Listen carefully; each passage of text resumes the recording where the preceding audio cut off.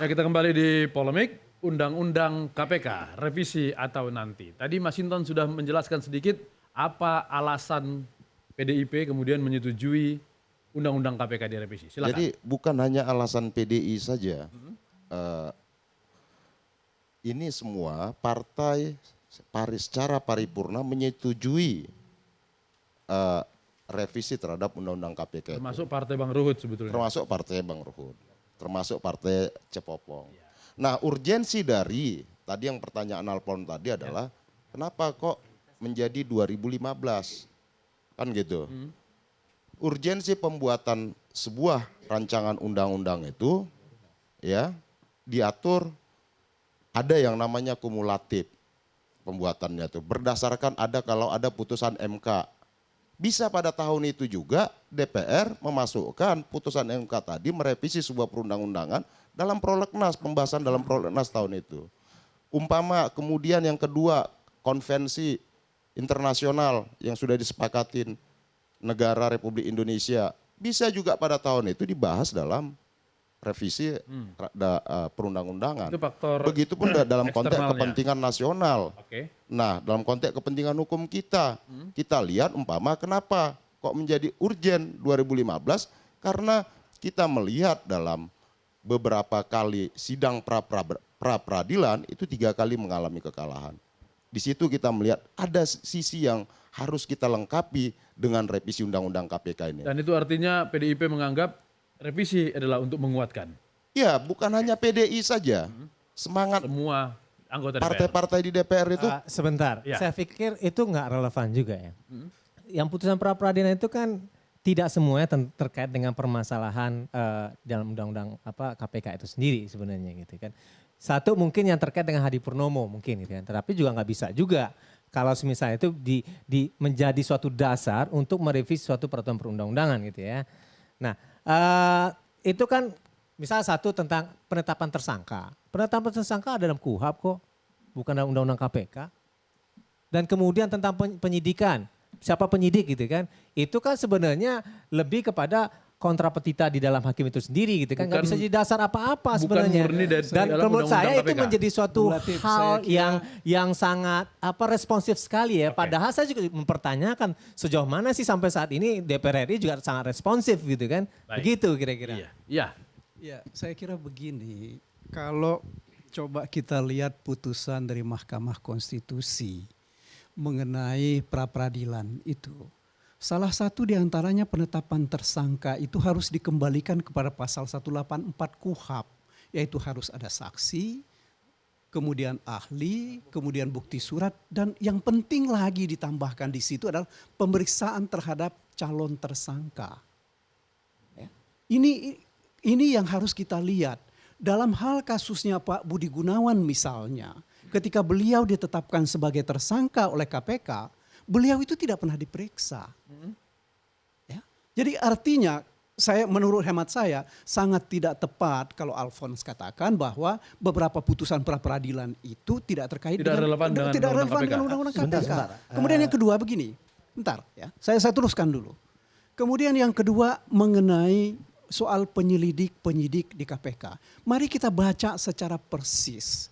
Mulai dari pasal 38 sampai pasal Sebentar Bang, saya 52. pengen meluruskan dulu terkait dengan putusan MK. Putusan MK itu kan lebih kepada standar-standar yang ada dalam KUHP sebenarnya. Due process of law dan seterusnya. Itu oke aja. Nah, harus dipahami juga bahwa dalam KUHP sebenarnya penetapan sebagai tersangka itu dengan bukti permulaan cukup kan. Beda dengan Undang-Undang KPK menyatakan dengan dua bukti yang jelas. Kan begini, itu jelas ada limitatifnya gitu limitasinya kan. itu apa?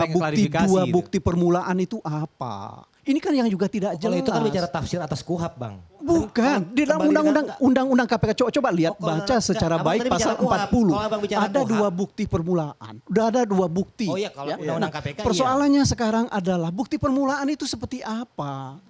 Itu KUHP, Bang. Kalau undang-undang KPK clear dua. Tidak bicara Saya tahu betul itu. Persoalannya sekarang apa saja? Tapi putusan dua MK. alat bukti Putusan itu MK, apa?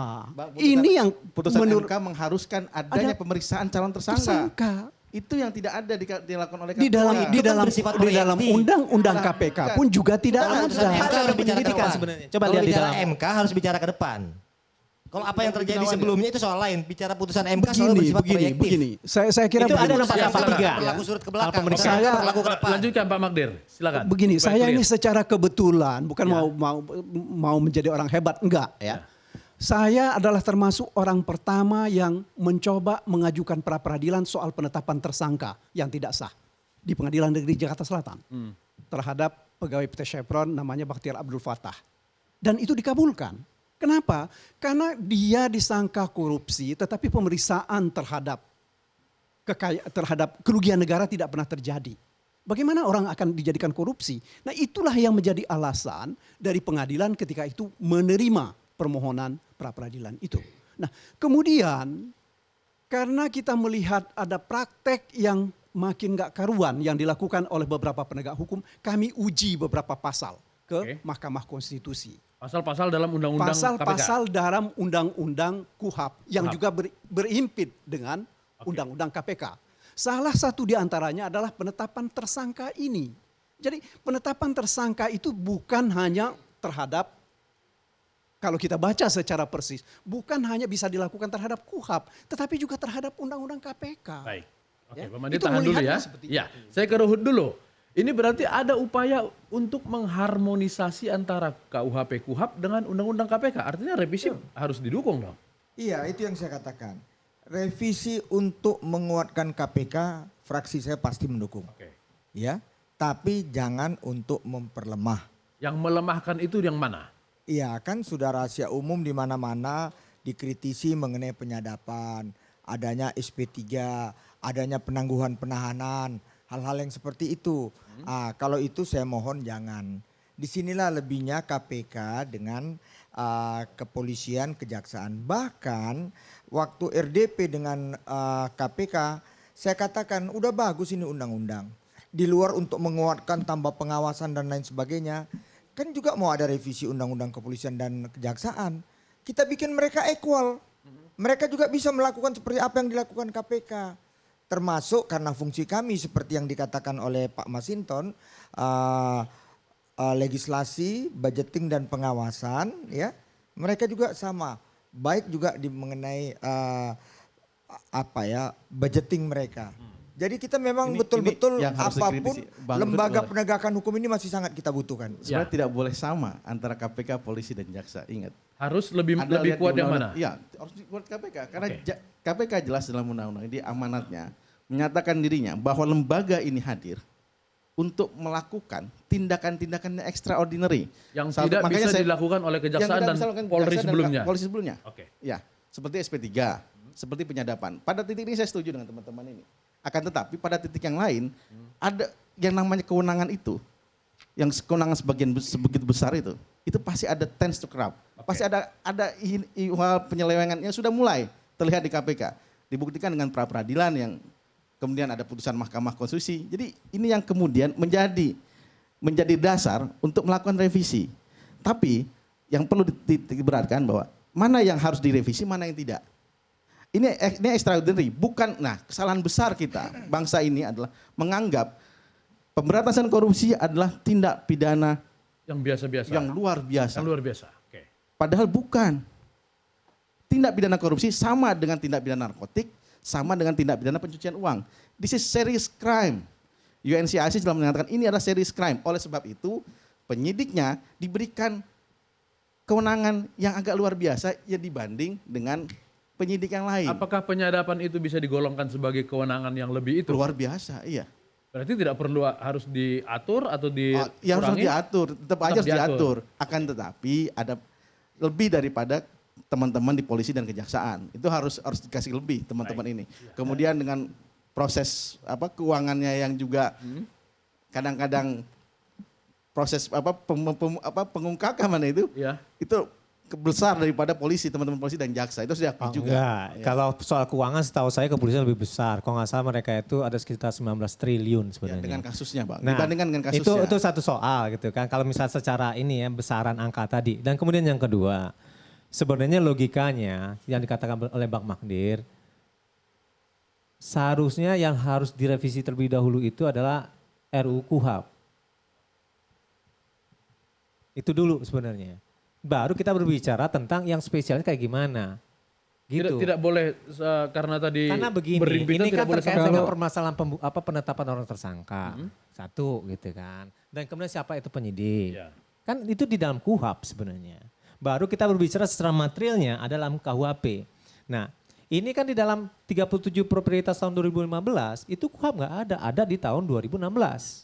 Gitu. Artinya KUHP dan juga di KUHP itu disinkronkan. Tapi yang lebih tepat sebenarnya KUHP dulu, kemudian material, kemudian baru di situ adalah permasalahan KPK-nya. Itu jadi runut logika untuk pembahasannya gitu kan.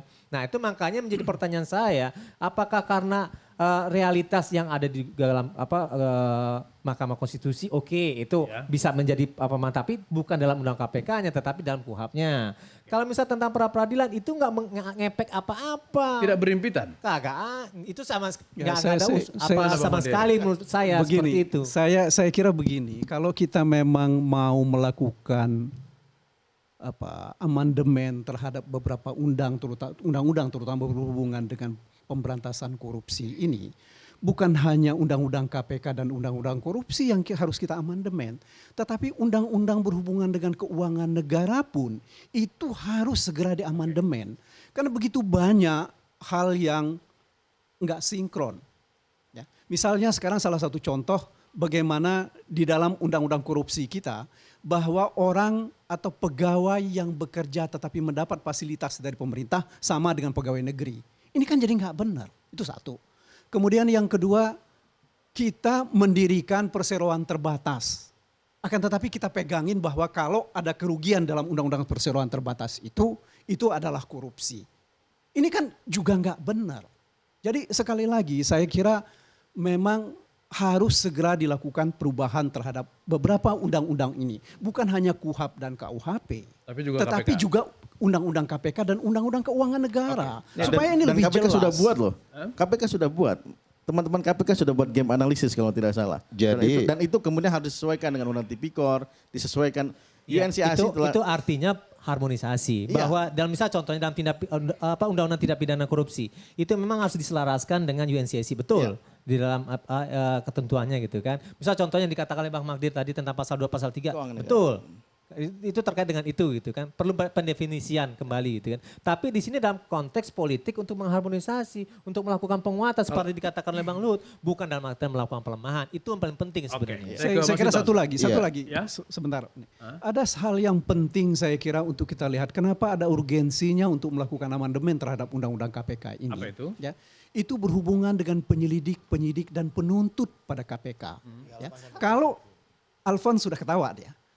Kalau kita lihat mulai dari pasal 38 sampai 52 Undang-Undang KPK, ya, penyidik itu hanya dari polisi. Itu di KUHP atau di Undang-Undang KPK? Di KPK. Okay. Ya. Jadi tidak bisa, bahkan pasal 38 ayat 2 itu menafikan PPNS sebagai penyidik. Akan tetapi nyatanya KPK mengangkat penyidik sendiri. Nah, penyidik independen mereka sebut. Itulah salah satu kekalahan yang menjadi dasar dari Pengadilan Negeri Jakarta Selatan penetapan tersangkanya Pak Hadi Purnomo itu tidak sah. Karena penyidiknya itu bukan polisi. Bahkan ada orang sudah pensiun dari polisi jadi penyidik. Bahkan jadi direktur PLH, direktur penyidikan. Nah ini yang harus segera diperbaiki. Yang jauh lebih penting sebenarnya begini Bang, apakah memang putusan pra-peradilan tersebut itu bisa menjadi landasan yuridis bagi DPR untuk melakukan perubahan? Kan enggak, itu aja sih sebenarnya. Enggak, saya kira begini, kalau saya sih lebih melihatnya bukan hanya bagi DPR, bagi kita semua itu kita pentingkan kok. Saya kira begitu. Jadi pembahasan tentang rancangan undang-undang itu juga nanti berbarengan dengan rancangan undang-undang KUHP, rancangan undang-undang tentang KUHP dan juga nanti KPK. Berbarengan. Tapi katanya di 2016 ya KUHP sama KUHP. Prolegnas 2016. Itu kemarin masuk dalam memang Prolegnas 2015-2019. Nah sekarang dimasukkan menjadi prioritas dalam 2015. Baik KPK maupun KUHP sama-sama karena prioritas. memang harus nanti undang-undang ini juga diharmonisasi dan disinkronisasi. Sehingga tidak lagi tumpang tindih nantinya. Baik. Itu. Nah terutama umpama kalau dalam seperti revisi undang-undang KPK ini nanti mengenai tentang pimpinan KPK.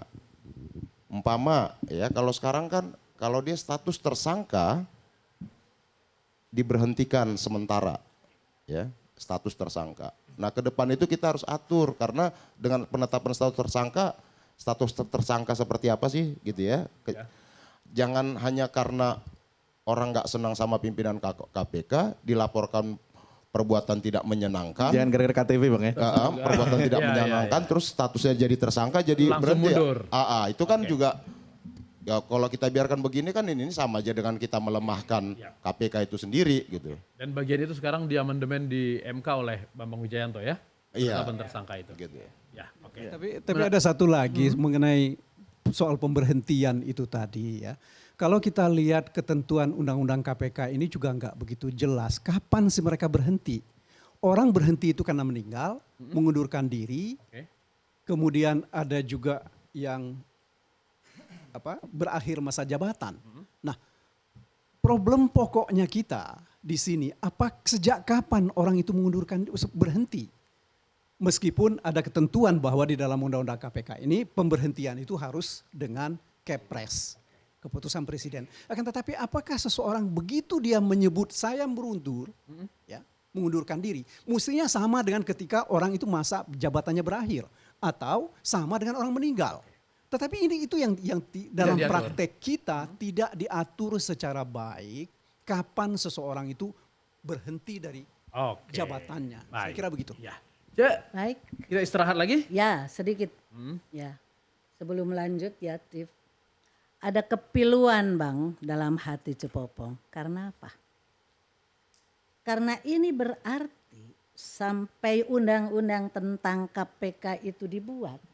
Berarti undang-undang tentang KKN itu tidak dilaksanakan sebagaimana mestinya. Undang-undang tentang KKN itu kan korupsi, kolusi, dan nepotisme. Kebetulan waktu itu Bang Cepopong sangat terlibat membuat undang-undang KKN ini. Dari mulai pansus, panja, sampai tim perumus. Ternyata ini tidak berfungsi. Sampai sekarang. Ya, sampai sekarang. Justru karena tidak berfungsi maka dibuatlah undang-undang yang baru. Yaitu KPK. Dan lebih pilu lagi. Lebih pilu lagi.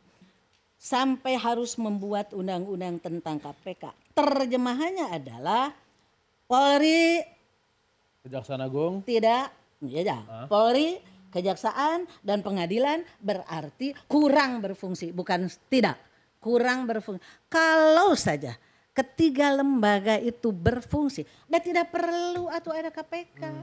KKN sudah ada undang-undangnya, korupsi, kolusi dan yang tiga lembaga itu ada. Kalau beliau-beliau itu berfungsi dengan baik, ya kudu aya tuh KPK. Mangga. Sekarang berfungsi enggak? Apa? Yang tiga lembaga itu? Ya makanya KPK-nya tetap aya. Makanya KPK-nya perlu ada karena ada tiga lembaga yang Tif, apalagi bukan itu? tidak, kurang. Kurang berfungsi. Ya, kita istirahat dulu. Polemik segera kembali.